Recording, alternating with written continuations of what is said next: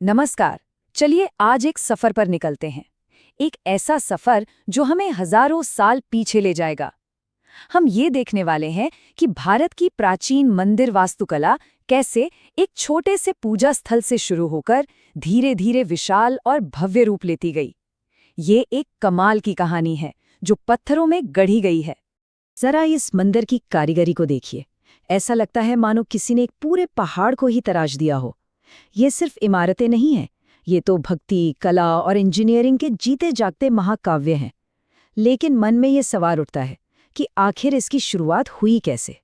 और यही वो सवाल है जो आज हमारे इस पूरे सफर की नींव है। हम बिल्कुल शुरुआत से शुरू करेंगे और एक एक कदम आगे बढ़ते हुए इन शानदार अजूबों के विकास को समझेंगे। तो चलिए शुरू करते हैं। सबसे पहले हम मंदिर के बेसिक डिजाइन को समझेंगे, फिर देखेंगे कि कैसे सपाट छतें ऊंचे ऊंचे टावरों में बदल गईं। इसके बाद हम उत्तर और दक्षिण की दो बड़ी शैलियों के बीच के फर्क को जानेंगे और आखिर में देखेंगे कि जब ये दोनों स्टाइल आपस में मिले तो क्या कमाल हुआ। देखिए, किसी भी बड़े या कॉम्प्लेक्स मंदिर को समझने के लिए पहले उसके बेसिक पार्ट्स को जानना बहुत जरूरी है। ये कुछ ऐसे हिस्से हैं जो आपको लगभग हर हिंदू मंदिर में मिलेंगे। और ये सिर्फ बिल्डिंग के हिस्से नहीं है, ये पूरे ब्रह्मांड का एक छोटा मॉडल है। हर मंदिर का दिल होता है उसका गर्भगृह, जिसका मतलब ही है गर्भ का घर। ये वो सबसे पवित्र जगह है, एक छोटा अक्सर अंधेरा कमरा जहां मुख्य देवता की मूर्ति स्थापित होती है। सोचिए, ये मंदिर की आत्मा है। गर्भगृह के ठीक बाहर होता है मंडप। ये एक बड़ा सा हॉल होता है जिसमें कई खंभे होते हैं। ये वो जगह है जहां भक्तजन इकट्ठा होते हैं, भजन कीर्तन करते हैं या बस शांति से बैठते हैं।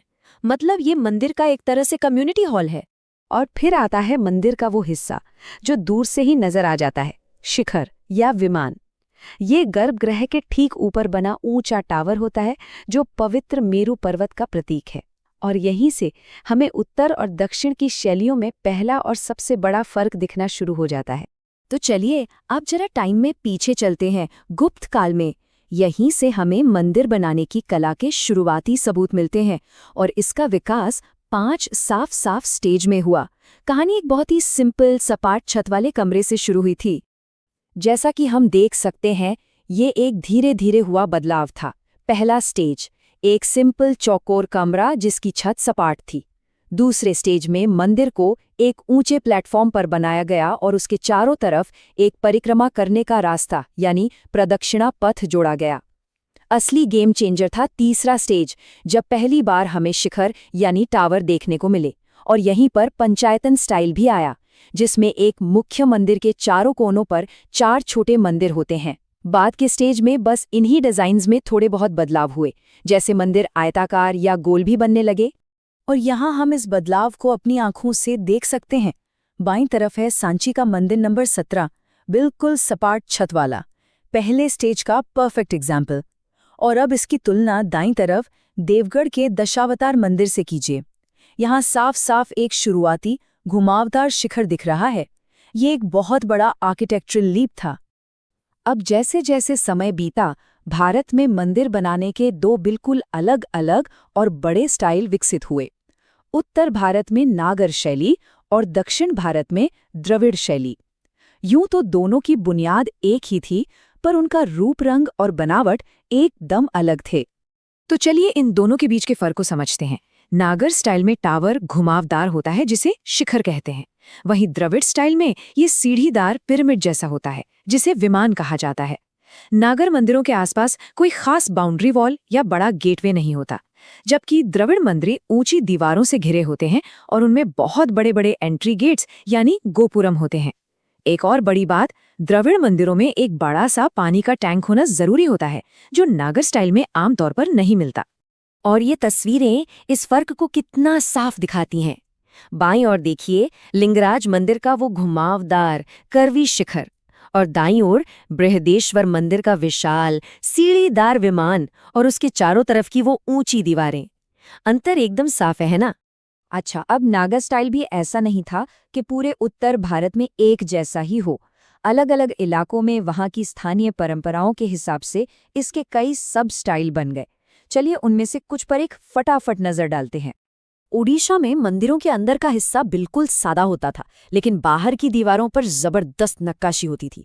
खजुराहो में चंदेल राजाओं ने जो मंदिर बनवाए वो अंदर बाहर दोनों तरफ से मूर्तियों से भरे होते थे।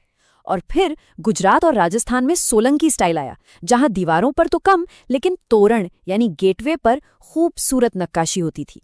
और उनकी सबसे बड़ी पहचान थी एक बड़ा सा सीढ़ीदार तालाब जिसे सूर्यकुंड कहते थे।